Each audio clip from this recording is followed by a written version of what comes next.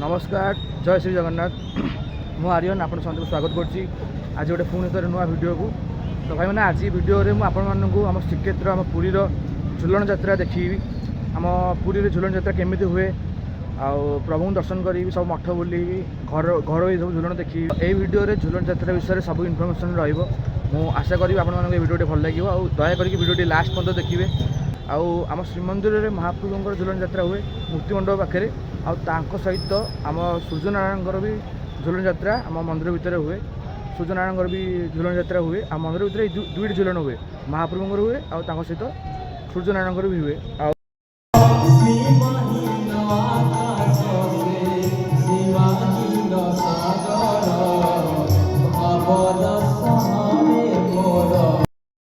तो बर्तमान मु मठरे अच्छी मठरे आपण मानक दर्शन करी बर्तमान आम सहित मठ महंत अच्छा सहित बर्तमान कथबार्ता हाँ आउ जाना झुलन झुलन यात्रा विषय जाना और पर्व विषय जाना आज्ञा जय जगन्नाथ जय जगन्नाथ जय जगन्नाथ जय जगन्नाथ आज्ञा जो बर्तमान झुलन यात्रा चलती मठ ये मठ केते पुराणा हम केबेठू ये मठ पुरी रे अच्छी से विषय किसी कहते ये मठ आज को प्राय 450 वर्ष तलर मठ हम आज्ञा ये मिनिमम 8 जन महंतर देहांत हो सारा आज्ञा वर्तमान ये मठ मणिराम मठ आज्ञा मणिराम मठरे एठी आराध्य देवता होचंती राम लक्ष्मण सीता हनुमान जी महाराज आज्ञा रामानंद संप्रदायर मठ ये आज्ञा बहुत पुरातन मठ भगवान नीतिकांति विभिन्न प्रकार नीतिकांति मध्य होता है आज्ञा एठी राम जन्म माने पालन करा धूमधाम रे पालन करा जाए आज्ञा एवं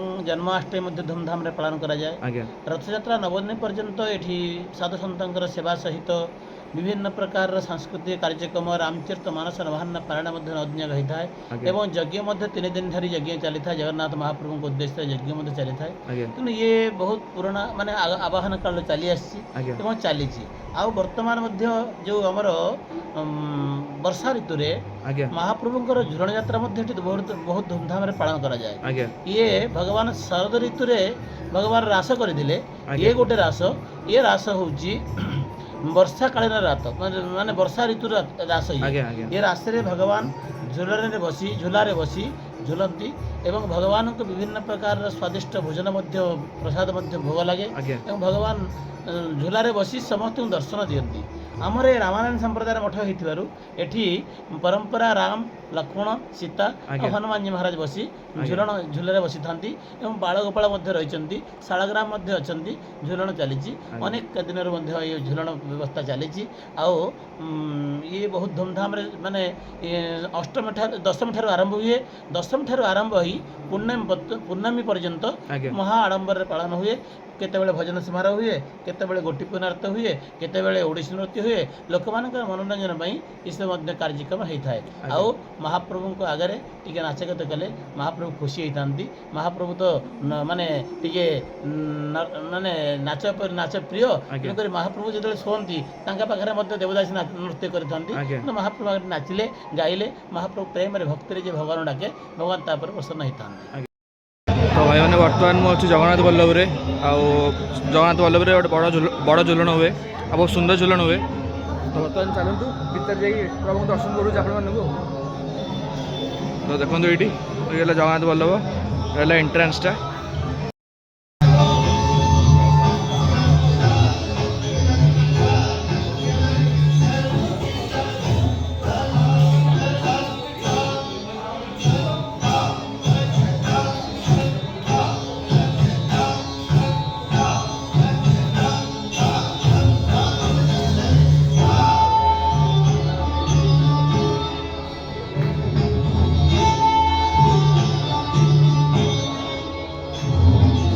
देखो प्रभु को दर्शन करूँ ये झुलन कुंजरे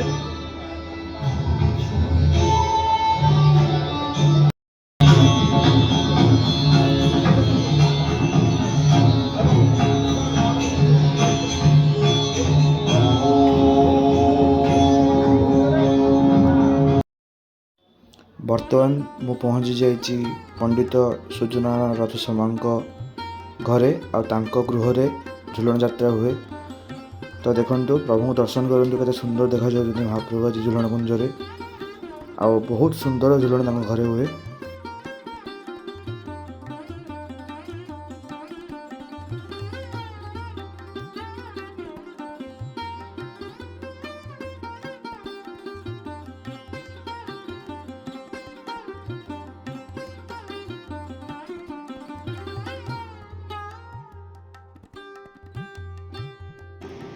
ଜୟ ଜଗନ୍ନାଥ। ଆଜିଠୁ ଆମର ଏଠି ଶ୍ରୀକ୍ଷେତ୍ରରେ ଝୁଲଣ ଯାତ୍ରା ଆରମ୍ଭ ହେଲା। ଏଠି ଆମର ଝୁଲଣ ଯାତ୍ରାରେ ଝୁଲଣ ମହାପ୍ରଭୁଙ୍କର ମଦନ ମୋହନ ଆମ ଘରେ 7 ପ୍ରକାରରେ 7 ଦିନ ଯାକ ବେଶରେ ସୁସଜ୍ଜିତ ହୁଅନ୍ତି। ଆଜି ମହାପ୍ରଭୁଙ୍କ ପ୍ରଥମ ଦିବସରେ ନଟବର ବେଶ, କାଲି କାଳିଅ ଦଳନ ବେଶ, ତାପରେ ଚକ୍ରନାରାୟଣ, ତାପରେ ନାବକେଳି, ଅନ୍ୟାନ୍ୟ ବେଶରେ ବସ୍ତ୍ରହରଣ, ଗଜୋଦ୍ଧାରଣ, ରଘୁନାଥ ବେଶରେ ମହାପ୍ରଭୁଙ୍କର ଝୁଲଣ ଯାତ୍ରା ଯାଇକା ମହାପ୍ରଭୁଙ୍କ ଅନ୍ୟାନ୍ୟ ବେଶ ଅନୁଷ୍ଠିତ ହେବ। ଝୁଲଣ କୁଞ୍ଜରେ ଅନେକ ଜିନିଷ ସୁସଜ୍ଜିତ ହୋଇଛି, ଯେମିତିକି ଶୁଆ, ଶାଢ଼ୀ, କାକତୁଆ, ହଳଦୀ ବସନ୍ତ, ସଖୀ, ଭୀମ, ଦୁଷା ଅନେକ ଜିନିଷ ମହାପ୍ରଭୁଙ୍କର ଝୁଲଣ କୁଞ୍ଜରେ ସୁସଜ୍ଜିତ ହୋଇକି ଅଛନ୍ତି। ଆପଣ ଦେଖିପାରୁଥିବେ ମହାପ୍ରଭୁଙ୍କର ଝୁଲଣ କୁଞ୍ଜରେ ମହାପ୍ରଭୁ ସାକ୍ଷାତ ନଟବର ବେଶର ରୂପରେ ଆଜି ପ୍ରଥମ ଦିବସରେ ଦର୍ଶନ ଦେଉଛନ୍ତି। ଆସନ୍ତାକାଲି ମହାପ୍ରଭୁଙ୍କର କାଳିଅ ଦଳନ ବେଶ ହେବ, ତାପର ଦିନ ମହାପ୍ରଭୁଙ୍କର ଚକ୍ରନାରାୟଣ, ତାପରେ ଗିରିଗୋବର୍ଦ୍ଧନ, ନାବକେଳି, ମହାପ୍ରଭୁ ଅନ୍ୟାନ୍ୟ ବେଶ, ଏମିତି 7 ଦିନରେ ମହାପ୍ରଭୁଙ୍କର ଆମ ଘରଠାରେ ଅନୁଷ୍ଠିତ ହେବ। ଶ୍ରୀକ୍ଷେତ୍ରରେ ଆମର ସାହି ଭାଇ ଆମର 7 ସାହି 42 କନ୍ଦି ମହାପ୍ରଭୁଙ୍କର ଲୋକବାକ ସମସ୍ତେ ବୁଲି ଶ୍ରୀମନ୍ଦିରରେ ମହାପ୍ରଭୁଙ୍କର ଝୁଲଣ ଦର୍ଶନ କରନ୍ତି। 7 ସାହିରେ ଅନେକ ମଠ ଗୃହ ମାନଙ୍କର ମଧ୍ୟ ଝୁଲଣ ଅନୁଷ୍ଠିତ ହୋଇଥାଏ। ସେ ଝୁଲଣ ଦେଖି ପିଲା, ଛୋଟ ପିଲା ସମସ୍ତେ ବୁଲିକି ମହାପ୍ରଭୁଙ୍କ ଝୁଲଣ ଅନେକ ଜିନିଷ ସଜାସଜି ହୋଇଥାଏ। ଦେଖିବାକୁ ଭାରି ଭଲ ଲାଗେ, ଭାରି ଖୁସି ଲାଗେ। ଅନେକ ପ୍ରକାରର ଲୀଳା ଫିଳା ମଧ୍ୟ ମହାପ୍ରଭୁଙ୍କର ସେଠାରେ ସବୁ ଦେଖା ହେଇଥାଏ। ବହୁତ ସୁନ୍ଦର ଛୋଟ ଛୋଟ ପୁରାତନ ଜିନିଷ ମାନଙ୍କରେ ସଜା ହେଇଥାଏ। ସୋଲ, ଜରି, ଜମ୍ବୁରା, କାଗଜ ମଧ୍ୟରେ ବ୍ୟବହାର ହେଇକି ମହାପ୍ରଭୁଙ୍କର ଏହି ଝୁଲଣ 7 ଦିନ ଧରି ଶ୍ରୀକ୍ଷେତ୍ରରେ ଅନୁଷ୍ଠିତ ହୁଏ। ତ ବର୍ତ୍ତମାନ ମୁଁ ମଠରେ ଅଛି। ମଠର ମହନ୍ତ ଅଛନ୍ତି, ପଣ୍ଡିତମାନେ ଅଛନ୍ତି, ତାଙ୍କ ସହିତ ବର୍ତ୍ତମାନ କଥାବାର୍ତ୍ତା ହେବା, ଜାଣିବା ଝୁଲଣ ବିଷୟରେ, ଝୁଲଣ କେବେଠୁ ମଠରେ ହେଉଛି ଆଉ ମଠ ବିଷୟରେ ଜାଣିବା। ଆଜ୍ଞା, ଜୟ ଜଗନ୍ନାଥ। ଜୟ ଶ୍ରୀମନ୍ନାରାୟଣ। ଏଇଟା ହେଉଛି ପଣ୍ଡିତ ମଠ, ପଥୁରିଆ ସାହି, କୁଣ୍ଢେଇ ମେଣ୍ଟ ସାହି। ଆଉ ମଠ ମହାରାଜ ମୁଁ ଗଦାଧର ରାମାନୁଜ ଦାସ। ଆଜି ପବିତ୍ର ଝୁଲଣ ଯାତ୍ରା, ତେଣୁକରି ଆମର ପ୍ରଭୁ ଶ୍ରୀ ଭେଙ୍କଟେଶ ସ୍ୱାମୀ, ଶ୍ରୀଦେବୀ ଭୂଦେବୀ, ନୃସିଂହ ଆଉ ରାମକୃଷ୍ଣ, ଅନନ୍ତ ବାସୁଦେବ ଏମାନେ ସବୁ ଆଜି ବସୁଛନ୍ତି ଝୁଲଣ। ଏଇଟା 7 ଦିନ ଧରି ଚାଲେ। ଆଜ୍ଞା ଆଉ ଆଜ୍ଞା, କେତେ ପୁରୁଣା ହେବ ମଠ? ଏଇ ମଠ ଆଜ୍ଞା ଆମର 150 ବର୍ଷ ପୁରୁଣା। ଆଜ୍ଞା, 150 ବର୍ଷ ପୁରୁଣା। ଆମେ ଜାଣିବାରେ 150 ବର୍ଷ ହେବ ଆମର ଝୁଲଣ ଏମିତି ପ୍ରତ୍ୟେକ ବର୍ଷ ହେଉଛି। ଆଜ୍ଞା, ଆମେ ତ ଦେଖୁଛୁ ବର୍ତ୍ତମାନ ଝୁଲଣ ଦେଖୁଛୁ। ଝୁଲଣ କୁଞ୍ଜରେ ଯେଉଁ ସବୁ ସାଜ ହେଇଛି, ଝୁଲଣ କୁଞ୍ଜରେ ସବୁ କିଏ ଅଛନ୍ତି ସେଇ ବିଷୟରେ ଟିକେ ଆମକୁ କୁହନ୍ତୁ। ଝୁଲଣରେ ସବୁ ବିଭିନ୍ନ ପ୍ରକାର ପକ୍ଷୀ, ଡାଳ ଲତା, ପାରା, ଆମର ମୟୂର, ଶୁଆ, ବିଭିନ୍ନ ପ୍ରକାର ପକ୍ଷୀ, ବଣି, ହଳଦୀ ବସନ୍ତ, ଛୋଟ ଛୋଟ ଚଢ଼େଇ ଆଉ ମୟୂର, ଏମିତି ବିଭିନ୍ନ ପ୍ରକାର ପକ୍ଷୀ, ପରି, ମାଛ, ହଂସ, ଆଜ୍ଞା, ଏମିତି ହେଇକି ବିଭିନ୍ନ ପ୍ରକାର ଜିନିଷରେ ଝୁଲଣଟା ତିଆରି।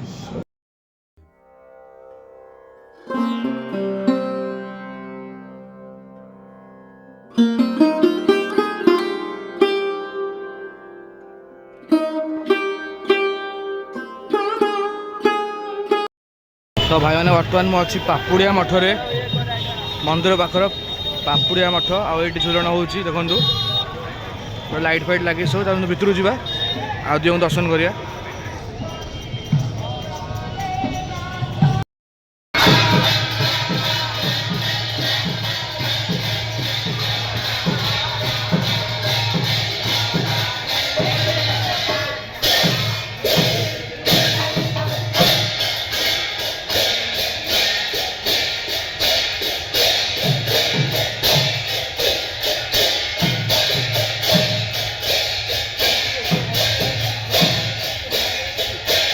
तो भाई मैंने बर्तमान मुझे पहुँच जाइए उत्तर द्वार रे। उत्तर द्वार रे अच्छा आम उत्तर पार्श्व मठ। तो उत्तर पार्श्व मठ रे झुलन हुए, बहुत सुंदर झुलन हुए। तो आप जोड़ा देखिए दर्शन करी। ये देखो ये फ्रंट रे आमर हूँ यहाँ हूँ उत्तर द्वार। उत्तर द्वार साइड रे अच्छे उत्तर पार्श्व मठ। चलते भीतर दर्शन करिया दियों को। ଝୁଲଣ କୁଞ୍ଜରେ।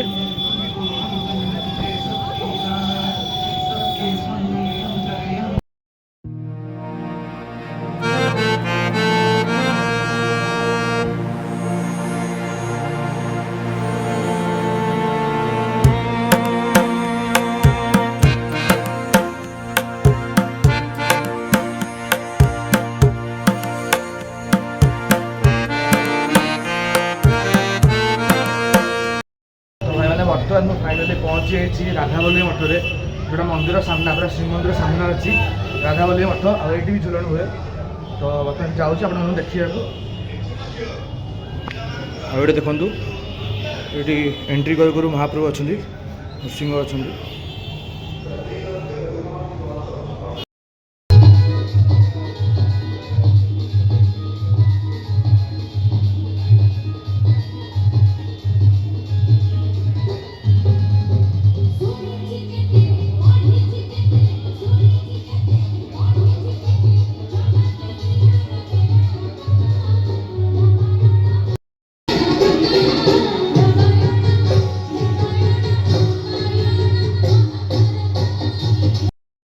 तो भाई मैंने बर्तमान आपको राधाबल्ली मठ दर्शन करके दिवंगु। बर्तमान मु जाऊँगी एमआर मठ को। एमआर मठ आप जानते हैं आम पुरी सब गोटे बड़ झुलन और सुंदर झुलन हुए, किंतु किसी वर्ष है झुलन से बड़ मात्रा हो नाला, माने होता झुलन होता कि कुंज एत बड़ हो नाला।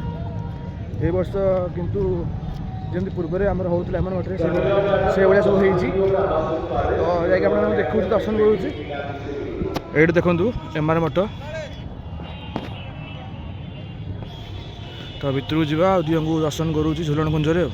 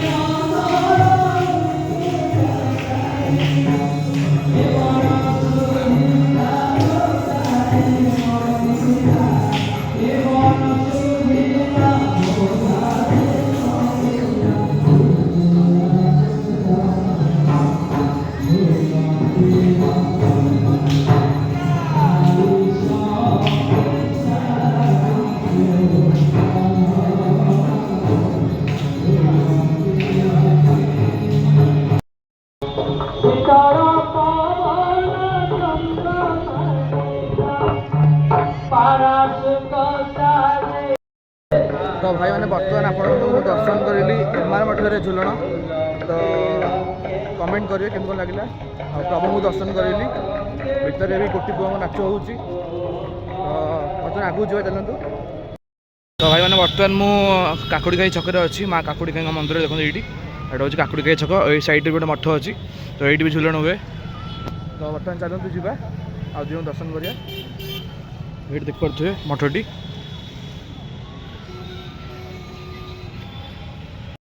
तो बर्तमान मु प्रभु दर्शन करूँ। ମଠ ବିଷୟରେ ଜଣାଉଛି ଆମ ସହିତ ଭାଇନା ଅଛନ୍ତି ତାଙ୍କ ସହିତ ବର୍ତ୍ତମାନ କଥାବାର୍ତ୍ତା ହେବା ଆଉ କେବେଠୁ ଏଠି ଝୁଲଣ ହେଉଛି କେଉଁ ସମ୍ପ୍ରଦାୟର ମଠ ସେ ବିଷୟରେ ବୁଝିବା ବର୍ତ୍ତମାନ। ଆଜ୍ଞା ଜୟ ଜଗନ୍ନାଥ। ଜୟ ଜଗନ୍ନାଥ। ଆଜ୍ଞା ପ୍ରଥମେ ମଠର ଟିକେ ନାଁ ଆମକୁ କହିବା କେଉଁଠି ମଠଟି ଅଛି ବର୍ତ୍ତମାନ ଟିକେ କହିବେ। ମଠ ନାଁ ହେଉଛି ନୃସିଂହ ଆଚାର୍ଯ୍ୟ ମଠ, ଆଜ୍ଞା ଖଜାପଟି ନୃସିଂହ ଆଚାର୍ଯ୍ୟ ମଠ। ଆଜ୍ଞା ଆଜ୍ଞା ଆଜ୍ଞା ଇଏ କେତେ ରାମାନୁଜ ସମ୍ପ୍ରଦାୟ, ଇଏ ପ୍ରାୟ 100 ବର୍ଷ କି 200 ବର୍ଷ ଜଗନ୍ନାଥ ସମ୍ପ୍ରଦାୟର ଇଏ ଆଜ୍ଞା ତା ରାମାନୁଜ ବି ଆମେ କହିପାରିବୁ। ଆଚ୍ଛା କେତେ ବର୍ଷ ମଣିଷ ତ ଗୋଟେ 40-50 ବର୍ଷ କଥା କହିବ, ଆଜ୍ଞା ଇଏ 100 ବର୍ଷ କି 200 ବର୍ଷ କି 500 ବର୍ଷ ହବ ତା ବି ଆମେ କହିପାରିବୁନି। ଆଜ୍ଞା ଆଜ୍ଞା ଆଜ୍ଞା ବର୍ତ୍ତମାନ ଆମେ ଝୁଲଣ କୁଞ୍ଜରେ ଯେଉଁ ପ୍ରଭୁଙ୍କୁ ଦେଖୁଛୁ କି ପୂଜା ପାଉଛନ୍ତି ଏଇଠି। ଭୂଦେବୀ, ଶ୍ରୀଦେବୀ, ଆଜ୍ଞା। ଭଗବାନ କୃଷ୍ଣ ଆଜ୍ଞା ଆଉ ନୃସିଂହ ହେଲେ ମେନ୍। ନୃସିଂହ ମେନ୍ ଇଷ୍ଟ। ନୃସିଂହ ପୃଷ୍ଠ ଇଏ ନୃସିଂହ ହେଉଛି ଲକ୍ଷ୍ମୀକି ଧରିଛନ୍ତି ଆଚ୍ଛା କୋଳରେ। ଆଜ୍ଞା ଆଉ ରାମାନୁଜ ଅଛନ୍ତି, ଆଜ୍ଞା ଲକ୍ଷ୍ମଣ, ରାମ, ସୀତା, ଆଜ୍ଞା ଭୂଦେବୀ, ଶ୍ରୀଦେବୀ, 49 ଶାଳଗ୍ରାମ, ଆଜ୍ଞା ଜଗନ୍ନାଥ, ବଳଭଦ୍ର, ସୁଭଦ୍ରା। ଆଚ୍ଛା। ଜଗନ୍ନାଥ, ବଳଭଦ୍ର, ସୁଭଦ୍ରା ଅଛନ୍ତି ଭିତରେ, ଆଣିନି ତାଙ୍କୁ। ଆଜ୍ଞା ଆଜ୍ଞା ଆଜ୍ଞା ତ ଯାହେଲେ ମାନେ ବହୁ ପୁରୁଣା ମଠ। ବହୁ ପୁରୁଣା ମଠ କିନ୍ତୁ ଏ ମଠର କିଛି ଇଏ ନାହିଁ, ଇଏ ଖଜାପଟି ଥିଲା, ଆଜ୍ଞା ଇଏ କଭର ହେଇକି ଥିଲା, ୟା ଭିତରେ ମଠ ଅଛି ବୋଲି କେହି ଜାଣନ୍ତିନି।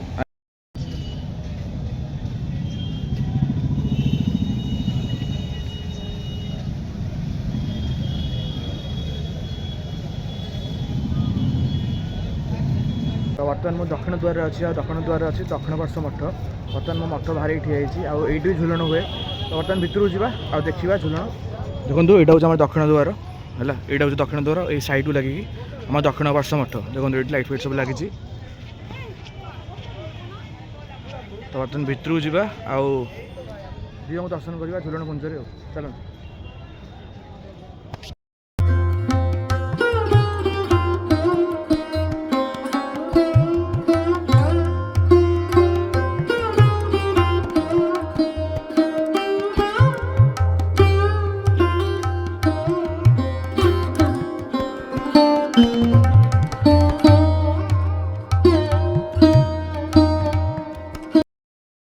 ତ ବର୍ତ୍ତମାନ ମୁଁ ପଞ୍ଜାବୀ ମଠରେ ଅଛି ଆଉ ଏଇଠି ଝୁଲଣ ଯାତ୍ରା ହେଉଛି ଆଉ ଆମ ସହିତ ଭାଇନାମାନେ ବି ଅଛନ୍ତି ମଠର ଭାଇନାମାନେ।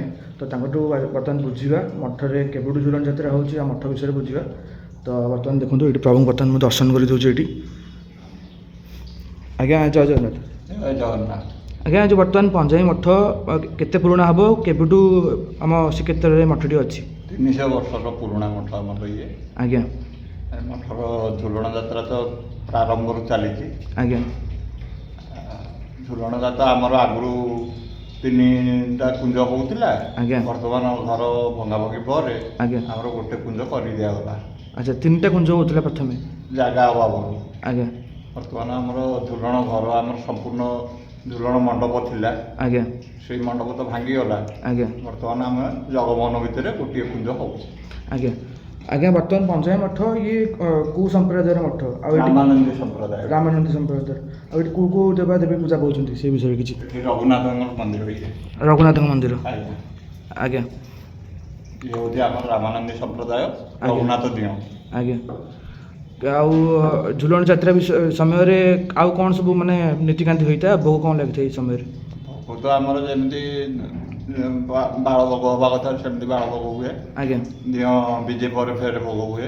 ଆଜ୍ଞା ଆଉ ଆଗରୁ ଆମର ନାଚ ଗୀତ ସାଂସ୍କୃତିକ କାର୍ଯ୍ୟକ୍ରମ ଆଜ୍ଞା, ହେଉଥିଲା, ଆଜ୍ଞା। ବର୍ତ୍ତମାନ କିନ୍ତୁ ବନ୍ଦ କରିଦିଆଯାଇଛି ଆଚ୍ଛା ଜାଗା ଅଭାବ ସକାଶେ। ଆଜ୍ଞା ଆମେ ବର୍ତ୍ତମାନ 50 ବର୍ଷ ପୂର୍ବରୁ ଯେମିତି ଆମ ଝୁଲଣ ହେଉଥିଲା ଆଉ ଏବେ ଯେଉଁ ଝୁଲଣ ହେଉଛି କ'ଣ ଫରକ ଆସିଛି ଆପଣଙ୍କ ହିସାବରେ?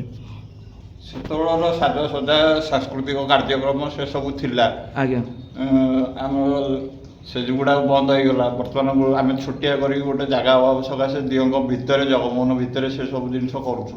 ଆଜ୍ଞା ଆମର 3ଟା କୁଞ୍ଜ ଯେତେବେଳେ ହେଉଥିଲା ବଡ଼ ଆକାରରେ ହେଉଥିଲା, ଆଜ୍ଞା ଲୋକଙ୍କର ଗୋଟେ ମାହୋଲ ଥିଲା। ଆଜ୍ଞା ବର୍ତ୍ତମାନ ସେଇ ଜିନିଷ ଗୁଡ଼ାକ ଆମେ ଅଭାବ ଦେଖୁଛୁ। ଆଚ୍ଛା ବହୁତ ବହୁତ ଧନ୍ୟବାଦ। ଜୟ ଜଗନ୍ନାଥ। ଦର୍ଶନାଭିଳାଷୀଙ୍କର ଅଭାବ ଦେଖୁଛୁ ଏବେ ନାହିଁ। ଲୋକ ଜାଣିପାରୁନାହାନ୍ତି ମଠ ବିଷୟରେ। ମାନେ ଲୋକ ଏଇ ଭିତରେ ଭଙ୍ଗାଭଙ୍ଗି ପରେ ଲୋକ ଭାବୁଛନ୍ତି ଆଉ ଝୁଲଣ ହଉନି, କିନ୍ତୁ ଆଜ୍ଞା। ଆମେ ବିଧି କିନ୍ତୁ ମହାପ୍ରଭୁଙ୍କ ନୀତିକାନ୍ତି ଚାଲିଛି। ଚଲେଇଛୁ ଆମେ। ଆଜ୍ଞା ବହୁତ ବହୁତ ଧନ୍ୟବାଦ। ଜୟ ଜଗନ୍ନାଥ। ଜୟ ଜଗନ୍ନାଥ।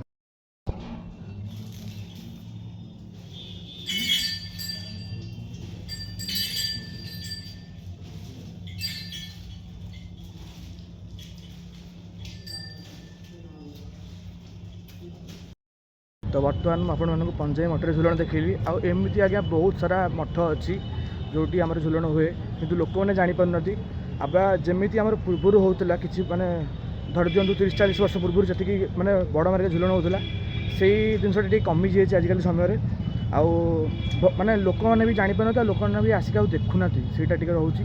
କାହିଁକିନା ଆମର ଯେତେବେଳେ ଆମେ ପିଲା ହେଇଥିଲୁ ସେତେବେଳେ ଆମର ଜେଜେବାଙ୍କ ସହିତ ଆମେ ବୁଲୁଥିଲୁ, କିନ୍ତୁ ସେଇ ସମୟ କଥା ଅଲଗା ଥିଲା। ବର୍ତ୍ତମାନ ସମୟ ବଦଳିଗଲାଣି, କିନ୍ତୁ ମହାପ୍ରଭୁଙ୍କ ନୀତିକାନ୍ତି ଚାଲିଛି, ଆଉ ଝୁଲଣ ଯାତ୍ରା ବି ଚାଲିଛି।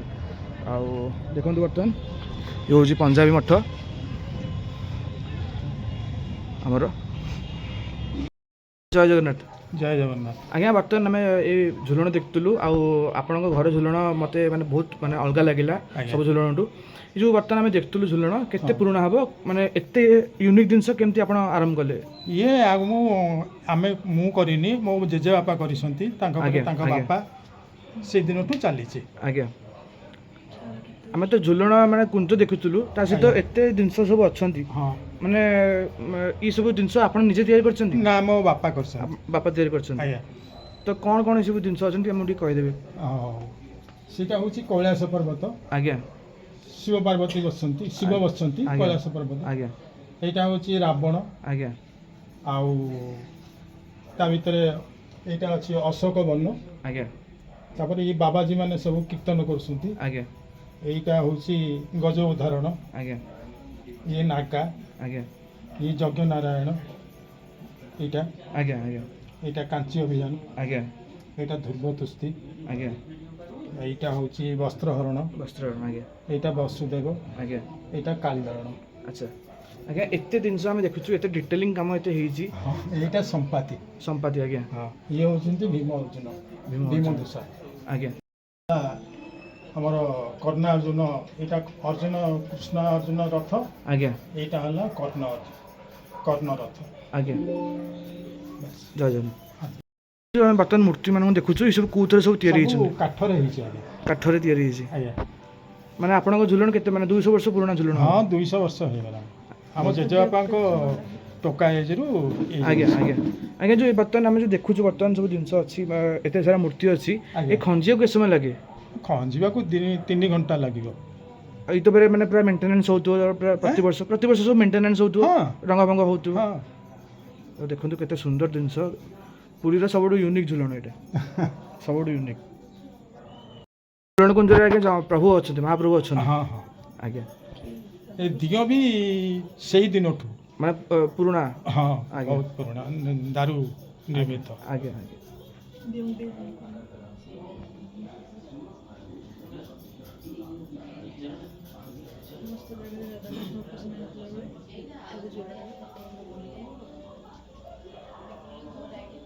ଆପଣ ସବୁ ଜାଗାରେ ରାଧାକୃଷ୍ଣଙ୍କୁ ଦେଖୁଥିବେ, କିନ୍ତୁ ଆମର ଏଠି କେବଳ ମହାପ୍ରଭୁ ଅଛନ୍ତି। ଆଜ୍ଞା।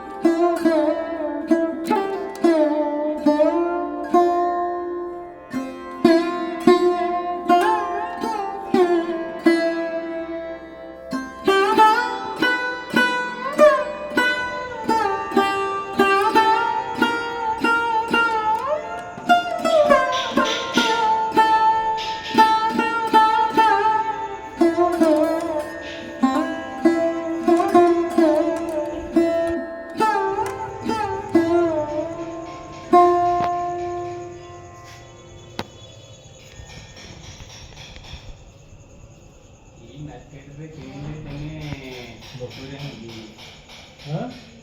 ମାର୍କେଟରେ କିଣିଲେ ସବୁ ପରିବା ପତ୍ର କିଣିଲେ ତମେ ପୁରା ସଫା ହେଇଯିବ। ଏଇ ପୁଣି ଶାଢ଼ୀ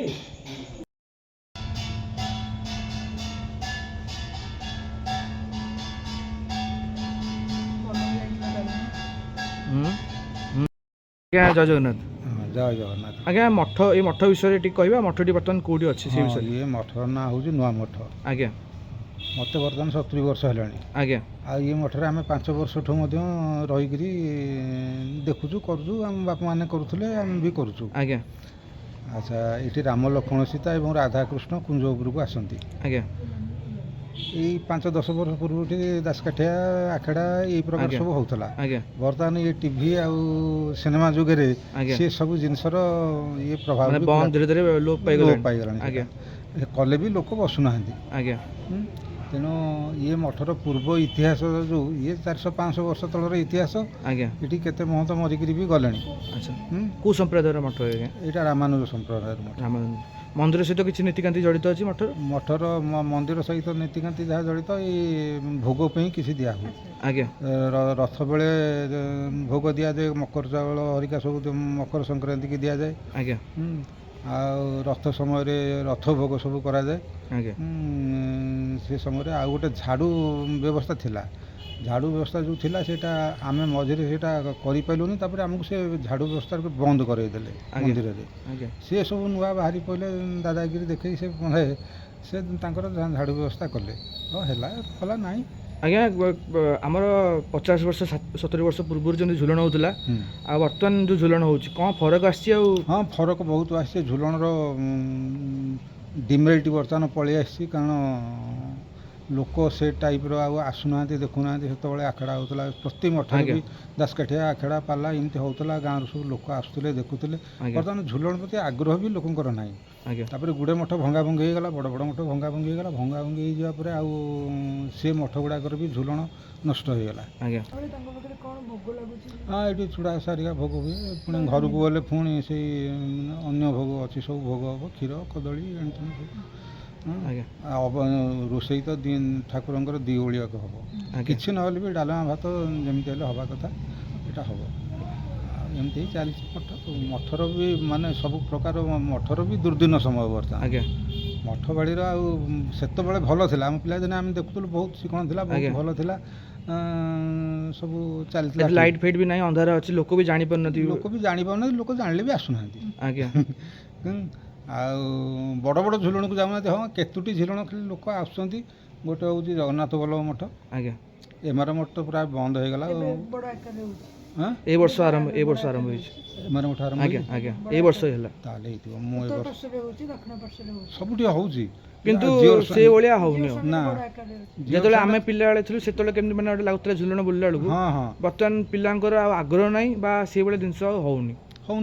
ଲୋକଙ୍କର ଆଗ୍ରହ କମି କମି ଯାଉଛି ଆସ୍ତେ ଆସ୍ତେ। ଆଉ ଯାହା ଠାକୁରଙ୍କର ସଂସ୍ଥା ଚାଲିଛି। ଆଜ୍ଞା ନୀତିକାନ୍ତି ଚାଲିଛି, ନୀତିକାନ୍ତି ଚାଲିଛି, ସେମିତି ଚାଲିଥିବ। କିନ୍ତୁ ସେଗୁଡ଼ାକ ଆଉ ବନ୍ଦ ହବନି। ଆଜ୍ଞା ବହୁତ ଧନ୍ୟବାଦ।